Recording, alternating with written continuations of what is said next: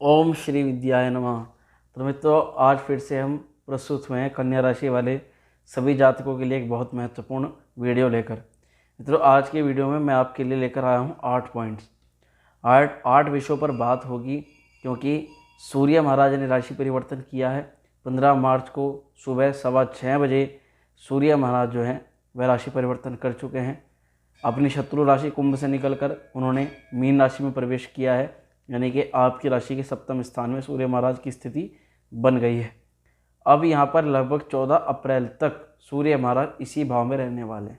ऐसे में आपके जीवन के 8 क्षेत्र ऐसे हैं जो प्रभावित होंगे। 8 क्षेत्रों से संबंधित क्या कुछ हो सकता है, इसी पर हम आज की वीडियो में हम बात करने वाले हैं। तो मित्रों, इसके बाद में आपको उपाय भी बताया जाएगा, क्योंकि कुछ नेगेटिव चीज़ों के लिए उपाय हम अवश्य बताते हैं आपको वीडियो में साथ साथ, जिससे आप और हमारा रिश्ता इसी प्रकार से बना रहे और आप हमारे साथ माँ श्री विद्या त्रिपुरा सुंदरी शक्तिपीठ मंदिर के इस YouTube चैनल से जुड़े रहें। तो मित्रों, मैं वैदिक ज्योतिष आचार्य शिवम शर्मा आप सभी का स्वागत करता हूं आज के इस कार्यक्रम में। चलिए आज की वीडियो को हम प्रारंभ करते हैं।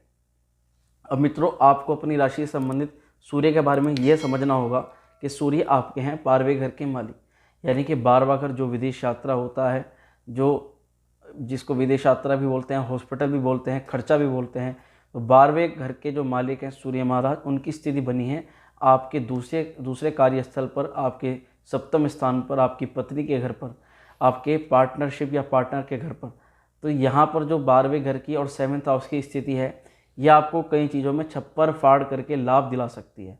जी हाँ, यह कहना गलत नहीं होगा कि 12वें घर का कनेक्शन, यानी कि विदेश का कनेक्शन जब व्यापार से बनता है, तो आप ये समझिए कि लोकल का कोई भी व्यक्ति जब लोकल में काम करता है तो वह कितना प्रॉफिट कमा सकता है, परंतु यदि वही कोई काम बाहर से उसको आए तो बाहर से आए हुए काम से वह ज़्यादा प्रॉफिट ले सकता है। इसीलिए 12th हाउस का यदि किसी प्रकार से व्यापार से, जॉब से कनेक्शन बने तो इंसान को लाभ होने के संकेत ज़्यादा बढ़ जाते हैं।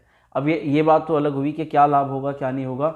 अब हम पॉइंट्स पर बात करेंगे, एक एक करके क्लैरिफाई करेंगे कि किन चीज़ों में यहाँ पर सूर्य आपको लाभ पहुँचा सकते हैं। जैसे कि यदि सबसे पहला पॉइंट तो मैंने बता ही दिया, फर्स्ट पॉइंट में यही बात कही है कि विदेशी कोई भी आपका समस्या है, विदेशी कोई मुद्रा अटकी हुई है या विदेश से संबंधित कोई समस्या, कोई प्रॉब्लम आपके साथ में चल रही है, तो आपको उसमें लाभ मिलेगा और विदेशी मामलों में अटके हुए काम आपके दूर होंगे। विदेशी मुद्रा का आपको लाभ मिल सकता है, यानी कि बाहर से पैसा आ सकता है, बाहर से आपका कोई काम आ सकता है, तो विदेशी चीज़ों से आपको लाभ प्राप्त होगा। फर्स्ट पॉइंट तो यही है, क्योंकि 12वें का संपर्क सीधा सप्तम स्थान से हुआ है। और दूसरे पॉइंट्स में यह है कि सभी समस्याओं में आपको एक पॉजिटिव चेंज भी देखने को मिलेगा। अब तक क्योंकि जो सूर्य थे वे शनि की राशि पर थे और कुंभ राशि में ही शनि, तो उनके साथ में युति भी बनी हुई थी। अब धीरे धीरे करके जो समस्याएं थी, जो नेगेटिविटी थी, जो परेशानी थी, उनमें धीरे धीरे आप देखेंगे कुछ पॉजिटिव चेंज आ रहा है। कहीं से जो काम नहीं बनना था, अचानक से कुछ भी होकर के वह काम बनने लग जाएगा। किसी काम में जो रुकावट थी, थोड़ी देर करके वह रुकावट दूर हो जाएगी। तो ये चीज़ें आपकी बनने लग जाएगी। तो सेकंड पॉइंट में हमने यही रखा है कि आपकी समस्याओं में एक पॉजिटिव चेंज यहाँ पर सूर्य महाराज बैठ करके अवश्य कराएंगे। तीसरे पॉइंट की यदि हम बात करें मित्रों, तो तीसरे पॉइंट में सप्तम स्थान का सूर्य है। अब सप्तम स्थान में चाहे सूर्य हो, चाहे मंगल हो, चाहे राहु हो, जब भी ये 7th हाउस के अंदर गोचर करता है तो 7th हाउस होता है हमारा पार्टनरशिप का, हमारे पत्नी स्थान का। यदि आप विवाहित हैं तो ये जो समय है थोड़ा बहुत पत्नी के स्वास्थ्य में गिरावट कर सकता है, हल्की फुल्की। और आपको स्वास्थ्य, यदि आप एक फीमेल हैं तो यानी कि आपके पति के स्वास्थ्य में गिरावट हो सकती है। यदि आप मेल हैं तो आपकी पत्नी के स्वास्थ्य में गिरावट आपको देखने के लिए मिल सकती है। इसके अलावा यदि आपका जो है विवाह नहीं हुआ और आपकी अभी शादी नहीं हुई, तो 7th हाउस सीधा संपर्क बनाता है अपने पार्टनर से, यानी कि आप चाहे लव रिलेशन में पार्टनर हो, चाहे यह आपके कार्यस्थल पर या पार्टनरशिप में काम करते हैं, तो आपके जो सहभागी हैं आपके साथ में, जो जिन्होंने पैसा लगा रखे, साथ में जो काम करते हैं, उनके साथ में हेल्थ इश्यूज़ क्रिएट कर सकते हैं। यह यहाँ पर 7th हाउस के सूर्य की स्थिति दिखाती है। तो तीसरे पॉइंट में मैंने आपको बताया कि सप्तम का सूर्य पति पत्नी में जो है कलह कर सकता है या किसी का स्वास्थ्य गिर सकता है, यह चीज़ दिखाई जाती है। और फोर्थ पॉइंट में क्या है कि अब इसी को हम थोड़ा पॉजिटिव लेकर के चलेंगे, जो आप लोगों को मैंने तीसरा पॉइंट बताया। क्योंकि सूर्य जो सप्तम स्थान में गोचर करे हैं, तो वहाँ पर मीन राशि है, सूर्य की मित्र राशि है और साथ में ही बृहस्पति महाराज भी वहाँ पर सूर्य के साथ संयोग बनाएंगे। तो इससे क्या होगा कि जो 7th हाउस में जो कहते हैं कि सूर्य बहुत ज़्यादा नेगेटिव प्रभाव करेंगे, तो वह बहुत ज़्यादा शब्द हट जाता है। अब यानी कि परेशानी तो आएंगी पर छोटी मोटी परेशानी आएंगी और वह ऐसे ही दूर हो जाएगी, उनका आपको ज़्यादा आप उसका आभास भी नहीं होगा, पता भी नहीं चलेगा। इसको ऐसे मान के चलिए कि जो बहुत बड़ा क्लेश हो सकता था वह थोड़े बहुत पर होकर के निकल जाएगा। तो इससे आपको लाभ ही प्राप्त होगा, इसमें आपको चिंतित होने की कोई भी आवश्यकता नहीं है। अब 5वें पॉइंट में हम समझेंगे, ये तो 4 पॉइंट हमने बताए। 5वें पॉइंट में यह है कि यदि आप ईगो करते हैं, क्योंकि सूर्य क्या है, आत्मविश्वास का कारक है, बट जब 12वें घर से कनेक्शन है, 12th हाउस के मालिक हैं, 7th हाउस में दूसरे का स्तर पर है, फिर लगन को देख रहे हैं, यानी व्यक्ति अपने खुद को, अपने कैरेक्टर को, अपने आप को ज़्यादा निखार अपने महसूस कर रहा है कि हाँ मैं सबसे अच्छा हूँ। ये जो ईगो वाला शब्द होता है, घमंड वाला शब्द है कि मैं इसको काम को अच्छा कर सकता हूँ, मैं ही अच्छा कर सकता हूँ, मेरे अलावा कोई नहीं कर सकता। तो मैं आपको किसी को कोई नेगेटिव बात नहीं कह रहा, बट मैं आपको ये समझाना चाहता हूँ कि सूर्य आत्मविश्वास के कारक हैं, पर अगर किसी भी 7th हाउस में आते हैं तो कभी कभी व्यक्ति के अंदर घमंड, ईगो या ईर्ष्या की भावना जो है, अहंकार की भावना उत्पन्न हो जाती है। तो उसको उत्पन्न होने आपको नहीं देना है और ऐसे में आपको अपने से आगे जो व्यक्ति हैं उनका थोड़ा स्मरण करना है कि अभी हम कुछ भी नहीं हैं, हमारे से आगे बहुत लोग पढ़े हैं। तो इससे आपको ये लाभ होगा कि धीरे धीरे आप प्रोग्रेस की तरफ भी जाएंगे और आपको घमंड भी नहीं होगा। तो यदि आप ईगो करते हैं, अहंकार करते हैं, तो उससे आपके और दूसरों के मध्य का जो सामंजस्य है, संबंध है, वह विच्छेदित हो सकता है, उसमें कलह का वातावरण उत्पन्न हो सकता है। इसका आपको ध्यान रखना है। 6ठे पॉइंट में यह है कि जैसे मैंने बताया 7th हाउस जो है हाफ जो है कार्यस्थल भी है।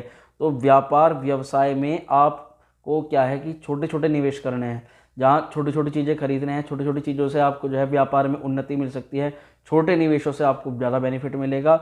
इफेक्ट यदि आप बड़े निवेश करते हैं तो बड़े निवेश से आपको इस समय बचना है, बड़े निवेश से नुकसान होने की संभावना बढ़ जाती है। यदि आप बड़ा निवेश करते ही हैं तो किसी एक्सपर्ट की, यानी कि जैसे कि बुध महाराज जिसे कहते हैं कि बुध के सानिध्य से व्यक्ति बातचीत करके या सलाह लेकर के काम करता है तो उसको ज़्यादा बेनिफिट होता है। तो यदि बड़ा निवेश करना है तो आप किसी एक्सपर्ट की सलाह लें, उसके बाद में आप किसी काम को शुरुआत करें, तब आपको बड़े निवेश भी लाभकारी सिद्ध हो सकते हैं, परंतु छोटे निवेशों से लाभ ज़्यादा दिखाई देता है। जैसे छोटे निवेश का मतलब है कि हमें कोई छोटे छोटे उपकरणों की ज़रूरत है जो हम नेगलेक्ट कर देते हैं, नहीं खरीदते, या किसी भी चीज़ में कोई छोटी छोटी चीज़ों की आवश्यकता पड़ती है, तो ये छोटे छोटे निवेश होते हैं ना, ये बहुत ज़्यादा बेनिफिट दिला देते हैं ऐसी स्थिति में। तो 6th पॉइंट हमने क्लियर करा। इसके बाद आते हैं हम मित्रों 7th पॉइंट के ऊपर। अब 7th पॉइंट का सीधा संपर्क है, 12वां घर है, यात्राएं हैं, विदेश यात्राएं। तो जितनी भी आपकी दूर की यात्राएं होंगी वह सफलदायक सिद्ध होंगी। पहली बात तो ये, बाहर की यात्राओं से आपको संभावित लाभ हो सकता है, लाभ होने की संभावना ज़्यादा है, बट इसमें एक नेगेटिविटी भी हल्के से है कि जब बाहर की आप यात्राएं करें तो कुछ यात्राओं में 70% यात्राएं, तो 30% यात्राओं में आपको छोटे मोटे व्यवधान देखने को मिल सकते हैं, छोटी मोटी घटनाएं आपके साथ में घटित हो सकती हैं, जैसे कि शारीरिक रूप से कोई समस्या, जैसे सिर दर्द की समस्या हो जाए, पेट दर्द की समस्या हो जाए, तो एसिड, अपच इत्यादि इन चीज़ों की समस्या के कारण आपको यात्राओं में कुछ परेशानी का माहौल देखने को मिल सकता है, यह सब हो सकती हैं। और लास्ट हमारा जो 8th पॉइंट है कि 8 पॉइंट के अंदर सूर्य महाराज क्या कराएंगे, तो इसमें यहाँ पर हम थोड़ी नेगेटिव चीज़ रखी है। सूर्य महाराज की जो यहाँ पर स्थिति है, यह एक चीज़ जरूर करा सकती है, आपके आँख के अंदर पीड़ा दे सकती है, आई संबंधित समस्या जो है वह पैदा कर सकती है। इसके अलावा मस्तिष्क का अग्रभाग, पिछड़ा भाग या एक हिस्से के अंदर आपको दर्द की शिकायत हो सकती है, सिर दर्द जिसको हम बोलते हैं, वह आप यहाँ पर इस अवस्था में देख सकते हैं। अच्छा, ये तो बात हुई, 8 पॉइंट्स हमने क्लियर करे कि क्या क्या सूर्य यहाँ पर घटा सकते हैं, स्पेशली कन्या राशि वालों के लिए। अब यहाँ जो सूर्य की कुछ नेगेटिव चीज़ें हैं, जैसे 7th हाउस का सूर्य है, तो इसके लिए आप क्या उपाय करें, या जो नेगेटिव चीज़ें मैंने बताई हैं कि जो नेगेटिव चीज़ें कर सकती है, इनको अच्छा कैसे बनाएं, तो उसके लिए एक बेहतर उपाय आपको करना चाहिए इस अवधि के दौरान। पहला तो ये कि इस अवधि में थोड़ा नमक का सेवन, अगर यदि आप ज़्यादा करते तो उसको लाइट कर दे, कम कर दे। यदि पहले से लाइट करते तो आपको कम करने की आवश्यकता कुछ नहीं है, बट हर एक चीज़ जो हर एक व्यक्ति कर सकता है, संडे वाला दिन, रविवार के दिन आपको नमक का जो है दान करना है, किसी गरीब को, किसी ज़रूरतमंद को, नहीं तो किसी मंदिर प्रांगण में जा करके आप नमक की किसी थैली का संडे के दिन, रविवार के दिन आप दान कर दें। तो इससे क्या होगा, आपको सूर्य के नेगेटिव प्रभाव भी कम देखने को मिलेंगे और सूर्य आपका जो है अच्छा फल करने लग जाएगा, क्योंकि सूर्य प्रोग्रेस का, आत्मसम्मान का, पिता का और हर एक प्रकार में उन्नति का कारक होता है और सूर्य हमारे स्वास्थ्य के लिए बहुत ज़्यादा इंपॉर्टेंट होते हैं। यदि सूर्य नेगेटिव हो जाए तो व्यक्ति का स्वास्थ्य दिन प्रतिदिन गिरता चला जाता है। तो इन चीज़ों का आपको ध्यान रखना है और जो भी मुझसे हो पाया मैंने आपको बताया। यदि आपको वीडियो अच्छी लगी हो तो इसको लाइक शेयर जरूर करें और जो चैनल पर पहली बार आए हैं वह चैनल को सब्सक्राइब अवश्य कर दें। ओम श्री विद्याय।